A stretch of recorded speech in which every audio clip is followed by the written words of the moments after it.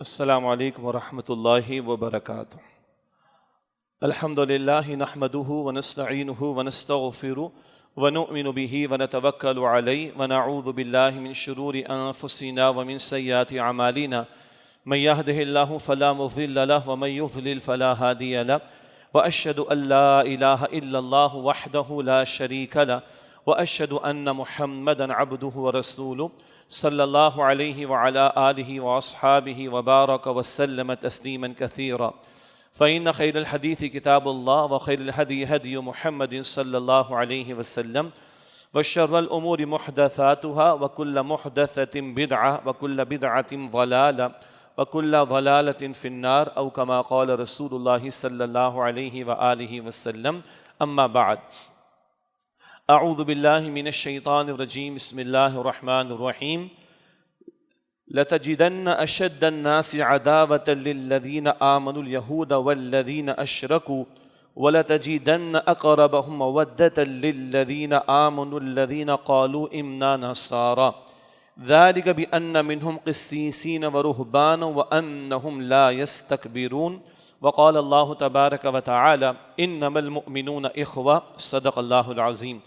اللهم صل على محمد وعلى آل محمد وبارك وسلم رب اشرح لي صدري ويسر لي امري واحلل عقدة من لساني يفقهوا قولي واجعل لي وزيرا من اهلي آمین یا رب العالمین۔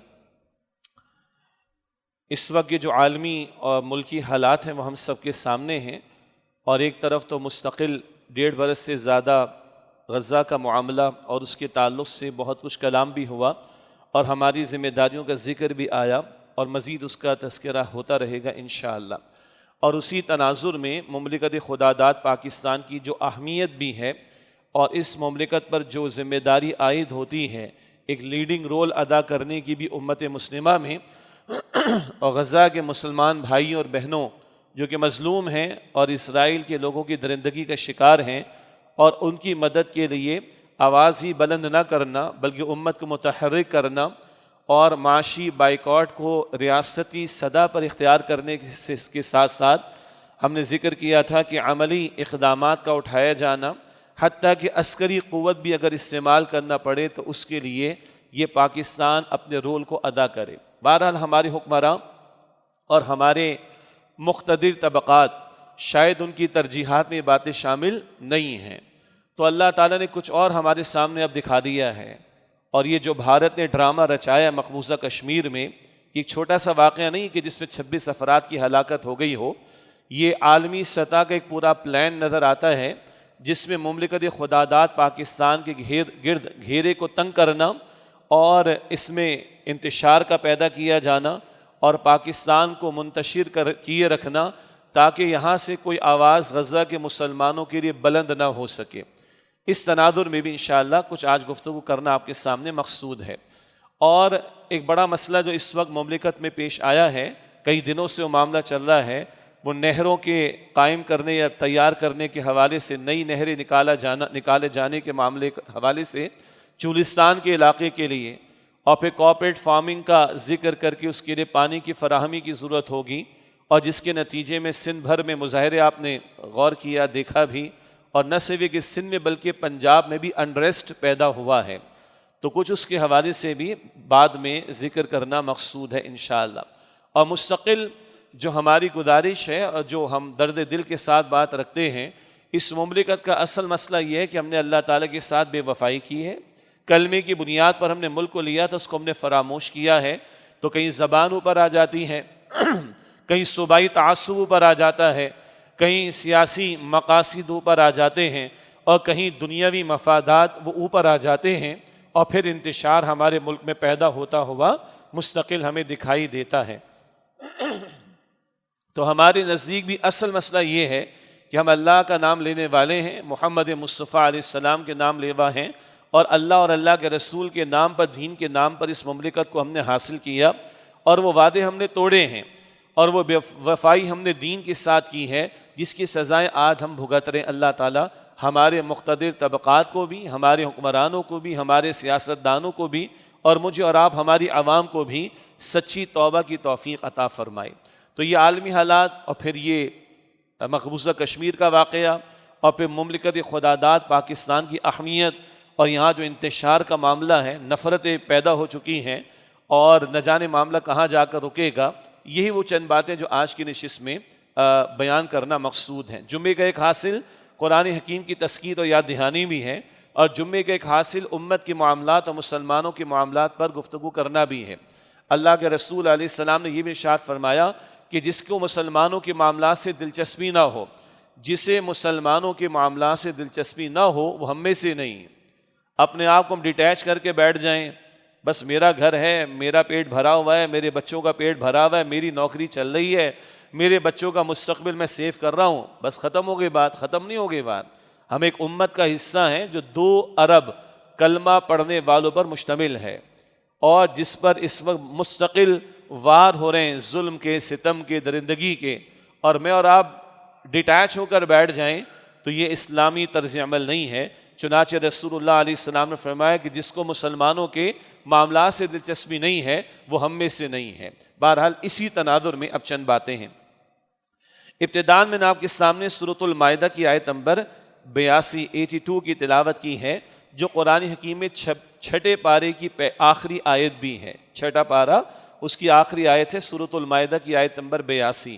اللہ تعالیٰ نے یہاں پر ارشاد فرمایا لَتَجِدَنَّ أَشَدَّ النَّاسِ عَدَاوَةً لِلَّذِينَ آمَنُوا الْيَهُودَ وَالَّذِينَ أَشْرَكُوا، یقیناً آپ ایمان والوں کی عداوت میں سب سے شدید ترین پائیں گے ان لوگوں کو جو یہود ہیں اور وہ جنہوں نے شرک کیا۔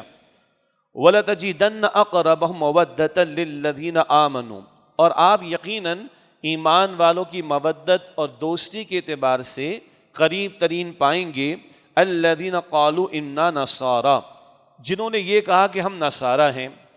اچھا، اس کی وجہ بھی اللہ تعالیٰ نے قرآن پاک میں آگے نصارہ کے بارے میں نقل کی، ذالک بأن منہم قسیسین ورہبانا، یہ اس لیے کہ بے شک ان میں علماء بھی ہیں اور درویش بھی ہیں، خوف خدا رکھنے والے، وانہم لا یستکبرون، اور بے شک وہ تکبر نہیں کرتے۔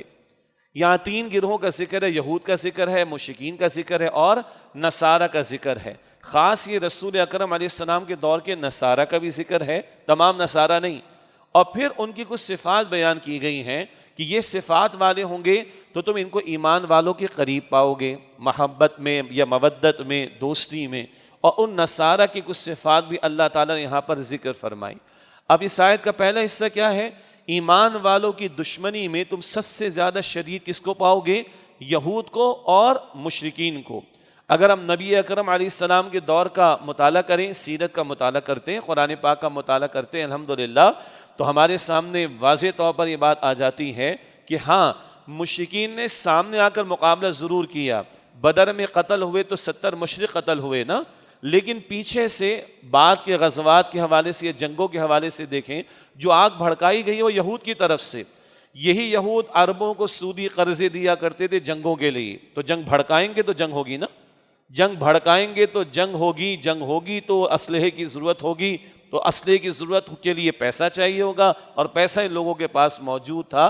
یہ سودی قرضے عربوں کو دے کر جنگیں بھڑکایا کرتے تھے، آپس میں ان کو لڑایا بھی کرتے تھے۔ بہرحال تو اس اعتبار سے مشرکین نے تو سامنے آ کر مقابلہ بھی کیا، لیکن یہود بھی کم نہ تھے اور پیچھے سے جنگیں بھڑکایا کرتے تھے۔ خاص طور پر غزوہ احزاب کا اگر ہم مطالعہ کریں، غزوہ خندق، بیٹل آف ٹرنچز، یہ تو ساری پیچھے سازش تھی یہود کی، اور جا کر مختلف عرب قبائل کو انہوں نے تیار کیا، اور 10 سے 12 ہزار کا لشکر کم و بیش تیار ہوا۔ غزوہ خندق کا جب موقع آیا تو 10 سے 12 ہزار کا لشکر کفار اور مشرکین کا تیار ہوا۔ اس سارے کے پیچھے سازش کس کی تھی؟ ان یہود کی تھی۔ تو دور نبوی میں بھی اگر دیکھیں تو یہود دشمن نمبر 1 قرآن کی آیت کی ترتیب کے مطابق، اور نمبر 2 وہ جو شرک کرنے والے تھے۔ یہ تو ہوا دور نبوی کا بیان۔ آج اگر ہم اسرائیل کو دیکھ لیں، بھارت کو دیکھ لیں، تو یہود کہاں آباد ہیں؟ اسرائیل میں آباد ہیں، اور اس وقت کے زمین پر مشرک کون ہیں؟ ہندو ہیں۔ اسی لیے آپ الفاظ سنتے یہود اور ہنود، ہندو۔ آج بھی اسلام کے اور بالخصوص مملکت خداداد پاکستان کے سب سے بڑے دشمن یہی دونوں ہیں۔ چنانچہ اگر آپ دیکھیں تو ان میں کافی مماثلت بھی ہے۔ ادھر فلسطین کے بڑے حصے پر اسرائیل قابض ہوا اور دھونس اور دھمکی کی بنیاد پر اس نے قبضہ کیا، اور باہر سے لا لا کر یہود کو آباد کیا۔ ادھر بھارت مقبوضہ کشمیر پر قبضہ کر کے بیٹھا ہوا ہے، ہندوؤں کو لا لا کر آباد وہاں پر کر رہا ہے۔ بالکل مماثلت آپ کو یہود میں اور ہندوؤں میں مل جائے گی۔ اسی طریقے پر ادھر بدترین ظلم و ستم کیا ہے مسلمانوں پر اسرائیلی درندوں نے، تو بھارت بھی کوئی کم نہیں ہے مقبوضہ کشمیر میں مسلمانوں پر ظلم و ستم کے پہاڑ توڑنے میں۔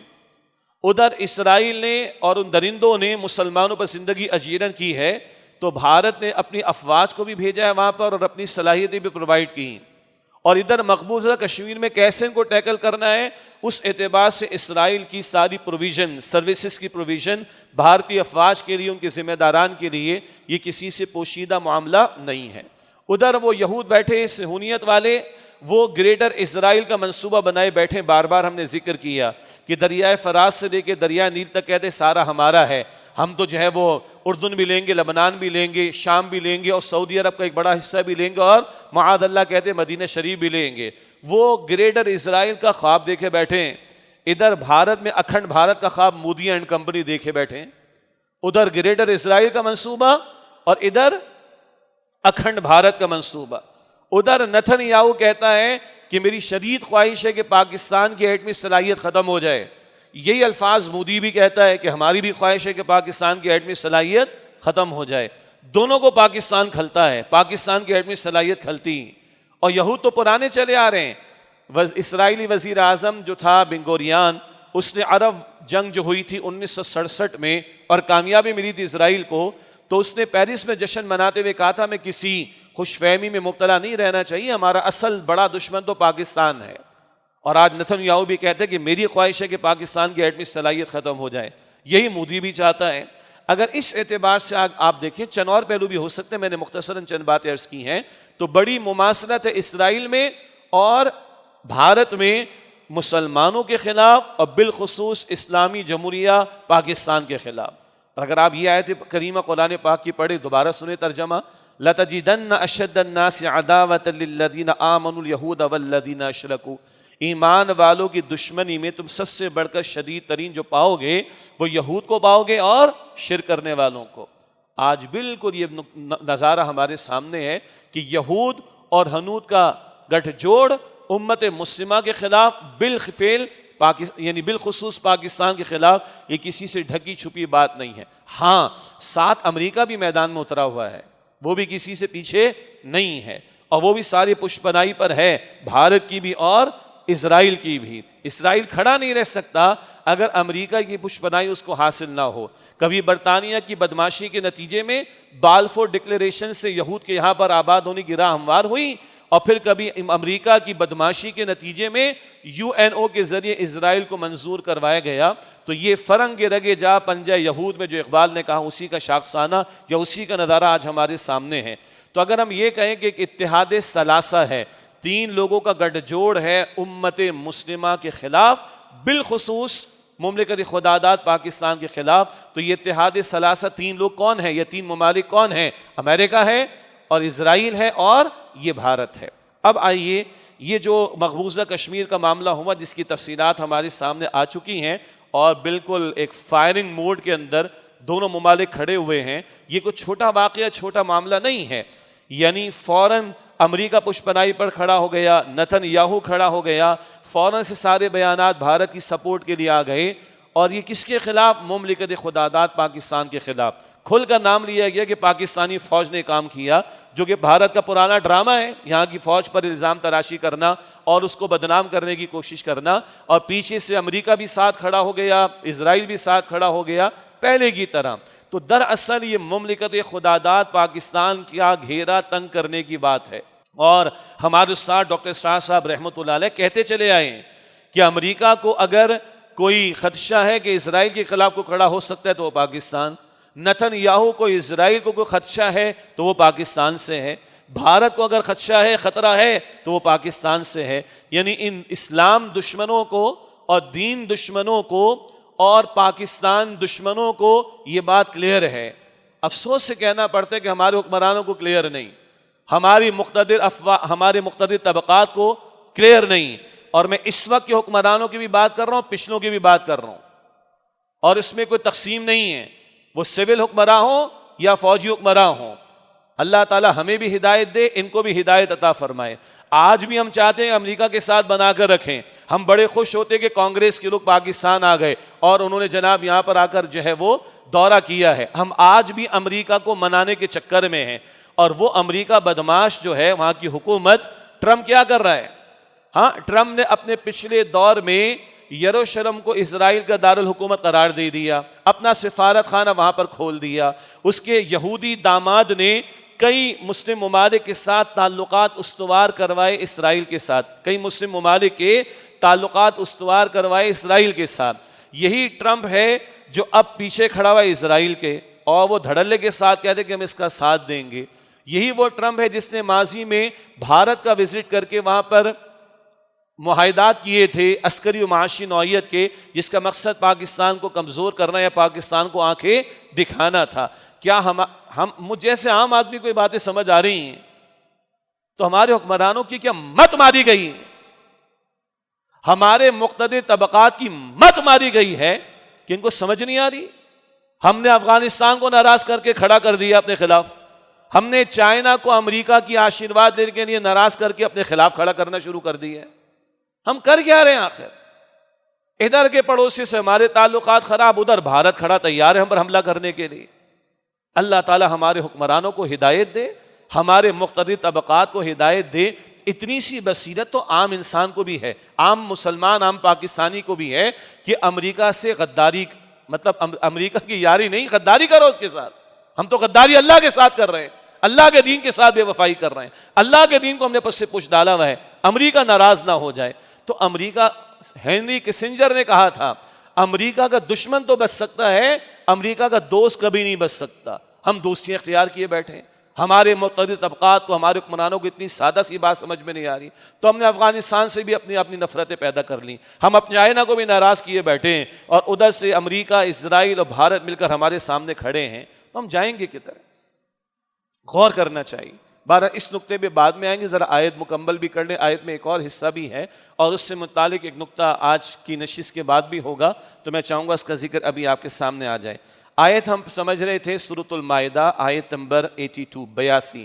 فرمایا کہ لَتَجِدَنَّ أَشَدَّ النَّاسِ عَدَاوَةً لِلَّذِينَ آمَنُوا الْيَهُودَ وَالَّذِينَ أَشْرَكُوا, یقیناً ایمان والوں کی دشمنی میں تم سب سے بڑھ کر پاؤ گے یہود کو اور وہ جنہوں نے شرک کیا. آج یہود بھی موجود, اور آج کے مشرک ہندو ہیں, ہنود جنہیں کہا جاتا ہے, ان کا گٹھ جوڑ بالکل واضح طور پر ہمارے سامنے. آگے اللہ تعالیٰ ارشاد فرماتا ہے وَلَتَجِدَنَّ أَقْرَبَهُمْ مَوَدَّةً لِلَّذِينَ آمَنُوا الَّذِينَ قَالُوا إِنَّا نَصَارَىٰ, اور یقیناً تم ایمان والوں کی مودت میں, دوستی میں سب سے قریب پاؤ گے ان کو جنہوں نے کہا کہ ہم نصارہ ہیں. اچھا, کون سے نصارہ؟ آگے خود اللہ تعالیٰ ارشاد فرما رہے ہیں ذَلِكَ بِأَنَّ مِنْهُمْ قِسِّيسِينَ وَرُهْبَانًا, اس لیے کہ بے شک ان میں علماء بھی ہیں, درویش بھی ہیں. تو ان کے علماء وہ ہوں گے جو ان کی کتابوں کے جاننے والے ہوں, اور ان کتابوں میں آخری پیغمبر صلی اللہ علیہ وسلم کی بشارتیں موجود ہیں. نجاشی رحمۃ اللہ علیہ ہم کہیں گے حضور کا دیدار نہ نصیب ہوا ان کو, لیکن نجاشی رحمۃ اللہ علیہ کے سامنے سورہ مریم کی آیات حضرت جعفر نے تیار کی, تلاوت کی حضرت جعفر نے رضی اللہ عنہ. تو پھر کیا ہوا؟ ان کی آنکھوں میں آنسو جاری ہو گئے, وہ رسول اللہ پر ایمان لے آئے. بحیرہ راہب نے, جب حضور 12 برس کے کم و بیش تھے اور حضور سفر پر گئے تھے جناب ابو طالب کے ساتھ, تو بحیرہ راہب جو تھا وہ عیسائی تھا, وہ پہچان گیا حضور کو صلی اللہ علیہ وسلم. پہلی وحی کے بعد بی بی خدیجہ رضی اللہ تعالی عنہا اپنے چچا زاد بھائی ورقہ بن نوفل کے پاس حضور کو لائی, تو انہوں نے حضور کی گواہی دی کہ تو آپ پر اللہ کی طرف سے وحی آئی ہے, تو وہ پہچان گئے. تو پچھلی کتابوں میں رسول اللہ علیہ السلام کی بشارات موجود. تو وہ عالم کہ جو اپنی کتاب پر تو قائم ہوں, اور فرمائے کہ ورہبانن, ان میں درویش بھی ہیں. درویش سے مراد کیا ہے؟ خوف خدا رکھنے والا, دنیا کی محبت میں ڈوب جانے والا نہیں. یہود کا مسئلہ کیا ہوا؟ اس قرآن پاک میں سورۃ البقرہ میں ہے, ان میں سے ہر ایک چاہتا ہے کہ الف سنہ, 1000 برس کی زندگی اس کو مل جائے. دنیا پرستی آ گئی تھی یہود میں, یہ دشمن بنے نبی علیہ السلام کے معاذ اللہ. لیکن جہاں دنیا پرستی نہ ہو, حق کی تلاش ہو, تو ورہبانن, ان میں درویش بھی ہیں. اور نمبر 3 فرمایا وَأَنَّهُمْ لَا يَسْتَكْبِرُونَ, اور بے شک وہ تکبر نہیں کرتے. تکبر کے ساتھ ہدایت نہیں ملتی.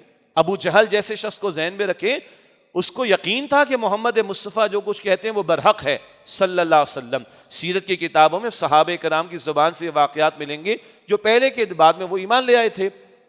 تو ابو جہل سے پوچھا جاتا تھا کہ محمد صلی اللہ علیہ وسلم جو کچھ پیش کریں یہ حق نہیں؟ کہا بالکل حق ہے۔ کہ مانتا کیوں نہیں پھر تو؟ کہا میں مان لوں گا تو میں چھوٹا ہو جاؤں گا، میں سردار ہوں بھائی، سردار چھوٹا کیسے ہو جائے؟ ہاں ان کے قبیلے کا ہمارے قبیلے کا مقابلہ چلا آ رہا ہے، حاجیوں کو کھلاتے پلاتے، ہم بھی کھلاتے پلاتے ہیں، یہ بیت اللہ کی خدمت کرتے ہیں، اللہ کے گھر کی انتظام چلاتے ہیں، ہم بھی چلاتے ہیں، اب میں ان کو رسول مانوں میں تو چھوٹا ہو جاؤں گا۔ یہ تکبر ہے۔ حدیث میں آیا حق تکبر کیا ہے؟ بطر الحق و غمت الناس، جانتے بوجھتے حق کو رد کرنا اور لوگوں کو حقیر سمجھنا، یہ تکبر ہے۔ تکبر کے ساتھ ہدایت نہیں ملتی، اور یہ ہم میں سے کس کا مسئلہ نہیں ہے؟ کس کے دل میں نہیں آ جاتا؟ اللہ میری اور آپ کی ہم سب کی حفاظت فرمائے۔ ہاں اپنے سے سبارڈینیٹ کو دیکھا، اس نے کوئی سجیشن دیا، تجھے کیا پتا؟ ہائر پوزیشن میں تو میں ہوں، کمانڈنگ پوزیشن میں تو میں ہوں، اتھارٹیٹو پوزیشن میں تو میں، تجھے کیا پتا بھائی؟ اولاد نے کوئی بات، تجھے کیا پتا بھائی؟ میں باپ ہوں، میں بڑا ہوں۔ جی ڈرائیور کو ہم سلام نہیں کریں گے، اپنے آفس کے پیون کو سلام نہیں کریں گے، کیونکہ ہم کیا ہیں؟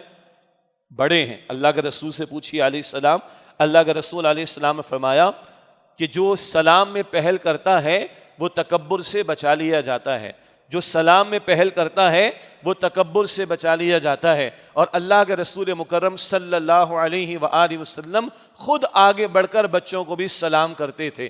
اس کائنات میں اللہ نے سب سے بڑھ کر نوازا ہے محمد مصطفیٰ کریم کو صلی اللہ علیہ وسلم۔ تھا تو ان کے پاس اور ہے تو ان کے پاس، مگر ان کی عاجزی کیا ہے؟ بچوں کو سلام میں پہل کرتے۔ اور فتح مکہ کے موقع پر آپ کی مبارک پیشانی اونٹ کے کجاوے پر ٹکی ہوئی تھی کہ میں ایک فاتح کی حیثیت میں نہیں، اللہ کے ایک عاجز اور شکر گزار بندے کی حیثیت میں مکہ مکرمہ میں داخل ہو رہا ہوں۔ تو جن کی شان یہ ہے کہ بعد از خدا بزرگ تو یہ قصہ مختصر، ان کی عاجزی کا عالم تو یہ ہے۔ ہم میں سے کسی کی اوقات ہے کیا؟ ہم بیچتے کیا ہیں کہ کچھ آئے، اور کچھ بھی اگر آئے نا دل میں، تو رسول اللہ علیہ السلام نے فرمایا جس کے دل میں رائی کے دانے کے برابر بھی تکبر ہوگا وہ کبھی جنت میں داخل نہیں ہوگا۔ یہ ہم سب سے مسئلہ متعلق ہے، اور یہی میں کو اور انا کو، تکبر کو اللہ ہم سے مروانا چاہتا ہے۔ کیسے بھلا؟ اذان میں بار بار اللہ اکبر، اقامت میں بار بار اللہ اکبر، نماز بار بار ہے 5 مرتبہ روزانہ وقت پر، بار بار اللہ اکبر اللہ اکبر اللہ اکبر۔ یہ کس بات کا وظیفہ ہے؟ اپنی انا کو مارو، اپنے آپ کو چھوٹا سمجھو۔ سب سے بڑی ذات اللہ سبحانہ وتعالیٰ کی المتکبر، وہ اللہ کی ذات ہے۔ تکبر اللہ کو روا ہے، اللہ کے لیے جائز ہے۔ حدیث میں آیا، حدیث قدسی ہے سنن ابی داؤد میں، حضور علیہ السلام نے فرمایا کہ اللہ فرماتا ہے کہ تکبر یہ میری ردا، میری چادر ہے۔ اللہ فرماتا ہے تکبر یہ بڑائی میری ردا، میری چادر ہے، جو اسے مجھ سے چھیننا چاہے گا میں اس کو توڑ کر رکھ دوں گا۔ قرآن کریم میں ہے دعا کا ذکر، لیکن سورہ مومن کی آیت نمبر 60 میں اللہ تعالیٰ نے فرمایا وَقَالَ رَبُّكُمُ ادْعُونِي أَسْتَجِبْ لَكُمْ، اور تمہارے رب نے طے فرما دیا، حکم دے دیا مجھ سے مانگو۔ اللہ فرماتے تم مجھ سے مانگو میں تمہاری دعا قبول کروں گا۔ إِنَّ الَّذِينَ يَسْتَكْبِرُونَ عَنْ عِبَادَتِي سَيَدْخُلُونَ جَهَنَّمَ دَاخِرِينَ، جو میری عبادت سے، مجھ سے مانگنے سے، مجھ سے دعا کرنے سے تکبر کریں گے وہ ذلیل اور خوار ہو کر جہنم میں داخل ہوں گے۔ تو تکبر کا انجام کدھر ہے؟ جہنم میں۔ اللہ ہم سب کی حفاظت فرمائے۔ یہ دوسرا حصہ تھا اس آیت کا۔ فرمایا وَلَتَجِدَنَّ أَقْرَبَهُمْ مَوَدَّةً لِلَّذِينَ آمَنُوا الَّذِينَ قَالُوا إِنَّا نَصَارَى، اور یقیناً تم ایمان والوں کی مودت اور دوستی میں سب سے قریب ترین پاؤ گے ان کو جنہوں نے کہا کہ ہم نصارہ ہیں۔ ذَلِكَ بِأَنَّ مِنْهُمْ قِسِّيسِينَ وَرُهْبَانًا، اس سے کہ بے شک ان میں علماء بھی ہیں اور درویش بھی ہیں، وَهُمْ لَا يَسْتَكْبِرُونَ، اور وہ تکبر نہیں کرتے۔ تو علم کا ہونا، اپنی کتاب کا علم تو ہو، خوف خدا تو ہو، اور تکبر نہ ہو، یہ صفات ہوں گی تو حق کی قبولیت کا معاملہ آسان ہو جائے گا۔ البتہ ذہن میں رہے یہ تمام نصارہ کے بارے میں نہیں، ورنہ آج نصارہ اسلام دشمنی پر بھی کھڑے ہیں، اسرائیل کا ساتھ دینے کے لیے کھڑے ہیں، اور ڈٹ کر اور جم کر کھڑے ہیں۔ کبھی کروسیڈ کا معاملہ تھا، صلیبی جنگوں کا معاملہ تھا، جو مسلمانوں کو خون بہایا گیا وہ ہمارے علم میں ہے۔ تو سب نصارہ نہیں، لیکن بہرحال نصارہ میں جن میں یہ صفات ہوں گی وہ اسلام کی طرف آئیں گے۔ اور ہاں قیامت سے قبل ابھی بڑے مراحل، بہت مراحل ہیں، لیکن بالآخر جب رسول اکرم صلی اللہ علیہ وسلم کی بشارات کے مطابق جناب مہدی کا ظہور ہونا ہے، جناب عیسیٰ علیہ السلام کی واپسی ہونی ہے، اور وہ بہت بڑی جنگ آرمگڈون اس کا بھی میدان سجنا ہے، تو بالآخر اسلام کا غلبہ ہونے والا ہے، بالآخر اسلام کا غلبہ ہونے والا ہے، اور بالآخر عیسائیت جو ہے وہ بدل جائے گی اسلام کے اندر، عیسائیت کے ماننے والے وہ اسلام قبول کر لیں گے، یہ قیامت سے پہلے معاملہ پیش آنے والا ہے۔ بہرحال اس گفتگو کے ساتھ اب ایک چھوٹا سا اعلان یہاں پر یہ ہے کہ انشاءاللہ اس وقت ہمارے ہاں مسجد میں جمعے کی نماز و سنتوں کے بعد ایک ہمارے مسیحی بھائی ہیں، وہ اسلام قبول کریں گے انشاءاللہ تعالی، تو ایک چھوٹی سی نشست کا اہتمام ہوگا۔ میں نے چاہا کہ ان کی بھی دل جوئی کا معاملہ ہو جائے، ایک حدیث بھی سن لیں۔ اللہ کے پیغمبر علیہ السلام نے فرمایا، جو پچھلے رسول کو مانتا ہو اور اب آخری رسول نبی اکرم علیہ السلام پر بھی ایمان لے آئے، اس کے لیے دوہرا اجر ہے، پچھلے رسول کو ماننے کا اور آخری رسول نبی اکرم علیہ السلام پر ایمان لانے کا، یہ دوہرا اجر اللہ تعالیٰ فرمائے گا۔ اسی طرح اللہ کے رسول علیہ السلام نے فرمایا، جو اسلام میں داخل ہو جائے، دوسرے مذہب کو چھوڑ کر باطل پر تھا، کفر پر تھا، اسلام میں داخل ہو جائے اور رسول اللہ علیہ السلام پر ایمان لے آئے، تو اسلام قبول کرنا پچھلے سارے گناہوں کو مٹا دیتا ہے۔ کتنی خوش قسمتی کی بات ہے، کوئی ہمارا مسیحی برادری کا بھائی ہو، کسی اور مذہب کا ماننے والا، اس تک یہ بات پہنچ رہی ہے، تو اگر وہ مسیحیت کا ماننے والا ہے تو وہ عیسیٰ علیہ السلام کی تعلیم پر عمل کر رہا ہے۔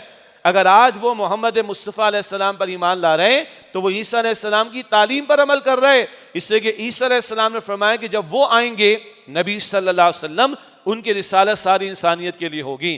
تو آج اگر کوئی مسیحیت سے نبی علیہ السلام کے دین اسلام میں داخل ہو رہے ہیں تو وہ عیسیٰ علیہ السلام کی تعلیم پر ہی عمل کر رہا ہے۔ اور آخری بات کیا ہے، جب اسلام میں داخل ہو جاتا ہے بندہ تو بالکل 0 میٹر ہوتا ہے۔ کیا مطلب؟ سارے گناہ بالکل معاف، اب نئے سرے سے، پچھلی کوئی نماز، کوئی زکوٰۃ، کوئی حج، کوئی روزہ نہیں۔ مسلمان کے لیے تو مسئلہ ہے قضا کرنے کا، لیکن جو غیر سے اسلام میں داخل ہو، دیگر مذہب سے اسلام میں داخل ہو، بالکل 0 میٹر کا معاملہ کہ نئے سرے سے گویا کہ اس کی زندگی کا آغاز ہوتا ہے۔ تو بارہ ایک ہمارے بھائی انشاءاللہ نماز جمعہ سنتوں کے بعد یہاں ہمارے ساتھ موجود ہوں گے، اسلام قبول کریں گے۔ یہ اعلان بھی میں نے چاہا کہ اسی آیت کے ذیل میں آپ کے ہمارے سامنے آ جائے۔ اب آئیے تھوڑا سا اور جو حالات حاضرہ بہ تبصرہ تھا، یعنی اللہ ہمیں بھی ہدایت دے، ہمارے حکمرانوں کو بھی اور ہمارے مقتدر طبقات کو بھی ہوش کے ناخن لیں۔ اس قوم کو متحد کرنے کی ضرورت ہے، جوڑنے کی ضرورت ہے۔ بلوچستان میں محرومیاں ہیں، وہ بھی ہمارے بھائی ہیں، کے پی میں محرومیاں ہیں، وہ بھی ہمارے بھائی ہیں، اور اگر سینکڑوں ہزاروں لوگوں کو سڑکوں پر آنا پڑ گیا ان نہروں کے معاملے پر تو یہ بھی ہمارے بھائی ہیں۔ ہمیں صوبائی تعصب، زبان کا تعصب، خطوں کا تعصب، اس کی نفی کرنی چاہیے۔ اگر زبان کی بات کریں تو پاکستان کے تو پتہ نہیں کتنے ٹکڑے ہو جانے چاہیے پھر۔ اگر ان تعصبات کی بات کریں تو نہ یہ تعصب ہمیں اور آپ کو جوڑ سکتا ہے، نہ یہ زبان کا فرق مجھے اور آپ کو جوڑ سکتا ہے، نہ خطوں کا فرق مجھے اور آپ کو جوڑ سکتا ہے، نہ برادریوں اور قبیلوں کا فرق مجھے اور آپ کو جوڑ سکتا ہے۔ ہمیں جوڑنے والی شے ہے کلمہ، ہم اسی کی دعوت دیں گے۔ چاہے لوگ معاذ اللہ تو مذاق اڑاتے ہو، اسلام کی باتیں کر رہے ہیں، اوہ توبہ کی باتیں کر رہے ہیں، ان باتوں سے جو ہے وہ تبدیلی آ جائے گی، تو بھائی مذاق اڑا لو، کوئی مسئلہ نہیں ہے۔ لوگوں نے پیغمبروں کا مذاق اڑا دیا، ہماری کیا حیثیت اور اوقات، مگر پیغمبر نے اللہ کی طرف ہی بلایا، پیغمبروں نے اسلام کی طرف بلایا، پیغمبر نے توبہ کی دعوت دی، پیغمبر نے رجوع اللہ کی دعوت دی۔ ہم بھی یہی کہہ رہے ہیں، سندھ میں رہنے والا، پنجاب میں رہنے والا، چولستان میں رہنے والا، کے پی میں رہنے والا، بلوچستان میں رہنے والا، آزاد کشمیر میں رہنے والا، کراچی میں رہنے والا، کسے باشد، ہم سب اسلام کی بنیاد پر ایک ہیں۔ ہاں وہ نمازوں میں نظر آتا ہے ہمیں، پہلی صف میں کون کون بیٹھا ہے مجھے کیا پتا، کون بھائی پنجابی بولنے والا، پشتو بولنے والا، اردو بولنے والا، سندھی بولنے والا، کوئی فرق نظر آتا ہے ادھر؟ ایک ہی صف میں کھڑے ہو گئے، محمود و ایاس، نہ کوئی بندہ رہا نہ کوئی بندہ نواز۔ تو یہ اسلام تو زندہ ہے، ہم مردہ ہیں، لیکن اسلام بس مسجد کے اندر زندہ ہے، روزے کے دوران زندہ ہے، باہر زندہ نہیں کر رہے ہم اس کو۔ باہر جا کے تو پنجابی، میں پٹھان، میں بلوچی، تو سندھی، تو مہاجر، میں اردو بولنے والا۔ یہ ہے جو ہمارا مسئلہ ہے، اور ان تعصبات کے ساتھ یہ قوم کھڑی ہو سکتی؟ ان تعصبات کے ساتھ کوئی اللہ کی مدد آنی ہم پر؟ ان تعصبات اور نفرتوں کے ساتھ اللہ ہمارے ساتھ ہوگا؟ تو کیا اس کے ساتھ ہم اسرائیل کا مقابلہ کریں گے؟ اس کے ساتھ ہم بھارت کا مقابلہ کریں گے؟ وہ کافر کفر پر جی لے گا، کافر کو اللہ دنیا میں خوب دیتا ہے. اللہ نے فرعون کو، قارون کو، نمرود کو، شداد کو، حامان کو، ابو جہل کو، ابو لہب کو، سب کو دیا نا. وہ دنیا میں دے دے گا، آخرت میں کچھ نہیں ان کے لیے. مگر ہم جو ماننے والے ہیں ہمارا معاملہ ڈیفرنٹ ہے. اپنی امت پر قیاس اقوام مغرب سے نہ کر، خاص ہے ترکیب میں قوم رسول ہاشمی صلی اللہ علیہ وسلم. تو نفرتیں ان کے بیچ بوئے گئے ہیں، ظلم ہمارے ہاں ہوا ہے، تعصبات کو ہم نے بڑھاوا دیا ہے، غلط فیصلے ہم نے کیے ہیں، اور ہم نے اسلام کو دیس نکالا دیا ہے، اور ہم نے اس اسلام کو نافذ نہیں کیا ہے، جس کے نتائج آج ہم بھگت رہے ہیں. رہا یہ کنالز کا معاملہ، نہروں کا معاملہ، اس میں بہت سارے ٹیکنیکل پہلو بھی ہیں. ہماری گزارش یہ ہے کہ پنجاب کا بھائی ہے یا سندھ کا بھائی ہے یا چولستان کا، سب ہمارے بھائی ہیں. اس بڑے رشتے کی بنیاد پر ان معاملات کو دیکھنا چاہیے. اس کا ایک فوری حل کیا ہے کہ ایک مشترکہ مفادات کونسل موجود ہے. اعلان بھی ہوا وزیر اعظم کی طرف سے، بلاول بھٹو صاحب کی ملاقات ہو گئی شہباز شریف صاحب کے ساتھ، اور ابھی اعلان ہوا جی کوئی نہر ہم نئی تعمیر نہیں کریں گے اور مشترکہ مفادات کونسل میں گفتگو کریں گے. ہم بھی یہ کہنا چاہ رہے ہیں جو لوگ متعلقہ لوگ ہیں وہ عوامی نمائندے بھی ہوں گے اور دیگر ایکسپرٹس ہوں گے، بھائی ان سے مشورہ کیجئے. اور جو ہم نے کارپوریٹ فارمنگ کرنی، اس پر کئی باتیں ہیں، اس پر دیکھیے فیزیبل ہے بھی کہ نہیں، وائبل ہے بھی کہ نہیں. آلریڈی جو ہماری زرعی زمین ہم کر کے آ رہے ہیں اس کے ساتھ کہ ہم لاکھوں ایکڑ کی نئی زمین کو آباد کر کے غیروں کو، دوسروں کو دینا چاہ رہے ہیں. ذرا غور کر لیں اس پر کتنا وہ فیزیبل ہے. اسی طریقے پر بارش کے پانی کو سیو کرنے کا معاملہ، سیلاب کا پانی کبھی کبھی آتا ہے، یہ بہت سارے فیکٹرز ہیں. ان سارے فیکٹرز کا ٹیکنیکل ایریا بھی ہوگا. اور قرآن کا ایک بڑا پیارا ہمیں حکم ہے. ایک ہے اللہ کے رسول کو حکم وَشَاوِرْهُمْ فِي الْأَمْرِ، معاملات میں مشورہ کیجئے، سورہ آل عمران آیت 159 میں. ایک ہے ایمان والوں کی اللہ تعالیٰ صفت بیان کرتا ہے سورہ شورا آیت نمبر 38 میں، وَأَمْرُهُمْ شُورَىٰ بَيْنَهُمْ، ان کے آپس کے معاملات باہمی مشوروں سے طے ہوتے ہیں. 2 مرتبہ قرآن کہتا ہے ایک خاص تناظر میں فَاسْأَلُوا أَهْلَ الذِّكْرِ إِن كُنتُمْ لَا تَعْلَمُونَ، اگر تم نہیں جانتے تو ان سے معلوم کرو جو جانتے ہیں. ایک معنی مشرکین کو کہا گیا تمہیں سمجھ نہیں آ رہی کہ وحی کیا ہوتی ہے، جاؤ اہل کتاب سے پوچھو. یہ محمد صلی اللہ علیہ وسلم پہلے رسول دنیا میں نہیں آئے، اب تو یہ آخری رسول بن کر آئے. پہلے بہت سے انبیاء آئے، جاؤ یہود سے پوچھو. اصول کیا ہے؟ تمہیں معلوم نہیں تو جن کو معلوم ہے ان سے پوچھ لو نا. تو ہم بھی حکمرانوں سے کہیں گے، مقتدر طبقات سے کہیں گے، بھائی ہم میں سے کسی کی عقل کل نہیں ہے، تو جو ان معاملات کی ایکسپرٹیز رکھنے والے ان کو انگیج کریں. اور جو اس میں ریلیونٹ لوگ ہیں، اسٹیک ہولڈرز بھی کہا جاتا ہے ان کو، جو متعلقہ لوگ ہیں، عوامی نمائندے، ان کو فورم پر بٹھائیں اور سب کو اعتماد دے کر فیصلہ کریں. آج مسئلہ کیا ہے؟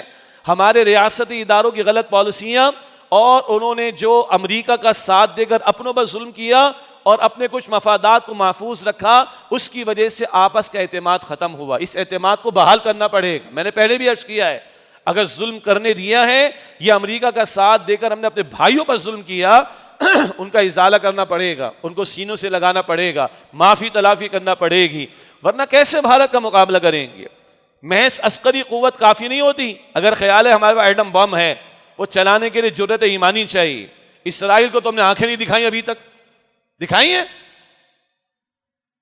ایٹم بم ہمارے پاس ہے، میزائل ٹیکنالوجی ہمارے پاس ہے، ہم نے کوئی آنکھیں بھی دکھائی ہیں اسرائیل کو؟ یہی تو ہم کہہ رہے ہیں، آنکھیں تو دکھاؤ. ہم بھارت کو کیا ماریں گے پھر؟ ہے جرأت ایمانی ہمارے پاس. اس کو بھی ریوزٹ کر لیں. ہماری افواج کے موٹو میں لکھا ہے ایمان، تقوی، جہاد فی سبیل اللہ. تو اس موٹو پر عمل ہوگا تو اللہ ہمارے ساتھ ہوگا انشاءاللہ. اور عرض میں یہ کر رہا تھا، محض عسکری قوت کافی نہیں. جب تک قوم ساتھ نہ کھڑی ہو افواج کے، تو ہم کسی ملک کا مقابلہ نہیں. آنکھیں دکھانا تو بڑی بات ہے، دفاع نہیں کر سکیں گے. اور یہی ہمارے دشمن اور اسلام دشمن چاہتے ہیں کہ ان کو اندرونی طور پر کھوکھلا کرو، معاشی طور پر مفلوج کرو، ان کو اندرونی طور پر کھوکھلا کرو، ان کو آپس میں لڑاؤ، ان کو سڑکوں پر لا کے کھڑا کر کے آپس میں لڑوا دو. اگر یہ چلتا رہا تو ہم بھارت کا مقابلہ کر سکیں گے؟ ہم اسرائیل کا مقابلہ کر سکیں گے؟ قطعاً نہیں. تو اس قوم تو چھوٹی شے، ہم تو امت کی بات کرتے ہیں بہرحال، لیکن اس قوم کو متحد کرنے کی ضرورت ہے، اور وہ اسلام پر جمع ہوگی قوم. اور اللہ کی نصرت بھی شامل ہوگی جب اللہ سبحانہ و تعالیٰ کے ساتھ ہم معاملات کو ٹھیک کریں گے۔ اللہ کی نصرت ہمارے شامل حال اس وقت ہوگی جب ہم اللہ کے ساتھ وفا کا معاملہ کریں گے، جس کا نام لے کر ہم نے اللہ کے اس پاکستان کو حاصل کیا تھا۔ یہ ہمارا اصل مسئلہ ہے۔ باقی ہم دوبارہ کہیں گے پورا سندھ بلاک ہو گیا، یہاں سے گھارو ایک صاحب گئے، کہتے واپسی میں 4 گھنٹے لگ گئے، ٹرینیں رک گئی ہیں، بسیں روک دی گئی ہیں، لوگوں کی زندگی اجیرن ہو گئی ہے، خوراک جو ہے وہ اندرون سندھ سے شہر آتی ہے وہ نہ آ سکی ہے۔ ابھی 12 وزیر اعظم کا اعلان ہوا، بلاول بھٹو صاحب کے ساتھ مل کے پریس کانفرنس ہوئی ہے، تو پیپلز پارٹی نے بھی اعلان کیا کہ 3 دن ہم جشن منائیں گے، ریلیاں نکالیں گے۔ وہ خدارا سڑکیں چھوڑ دینا بھائی، ہاں جو بیچارے لوگ پھنسے ہوئے ان کو جانے دینا، لیکن اس کا مستقل حل ایک پریس کانفرنس نہیں ہے، اعتماد دینا، آن بورڈ لینا، متعلقہ لوگوں کو نمائندگی دے کر ان سے مشاورت کرنا، اور فیزیبلٹی وائبلٹی دیانتداری کے ساتھ جو ایکسپرٹس ہیں ان سے لینا۔ اس انداز سے ان معاملات کو ٹیکل کریں گے تو معاملہ ہمارا سیٹل ہوگا۔ اور ہم دعا کرتے ہیں کہ اللہ ہماری اس عوام کو بھی ایمان کی آبیاری عطا کرے۔ ہمارا ایمان کیسا ہے جی؟ چاند رات کو عشاء میں صفیں کم ہو گئیں اور عید کے بعد تو بس پتہ ہی ہے سب کو، عظیم اکثریت 5 وقتہ نماز کے لیے تیار نہیں۔ تو جیسے ہم ہیں ویسے ہمارے حکمراں بھی، عوام کی ترجیحات میں بھی اسلام شامل ہے؟ اگر ہو تو چیک کر لیں کتنے فیصد لوگ 5 وقت کی باقاعدہ وقت پر نماز ادا کر رہے ہیں۔ ہم بھی تو اپنے گریبانوں میں جھانکیں، یہ ہمارا مسئلہ بھی تو ہے۔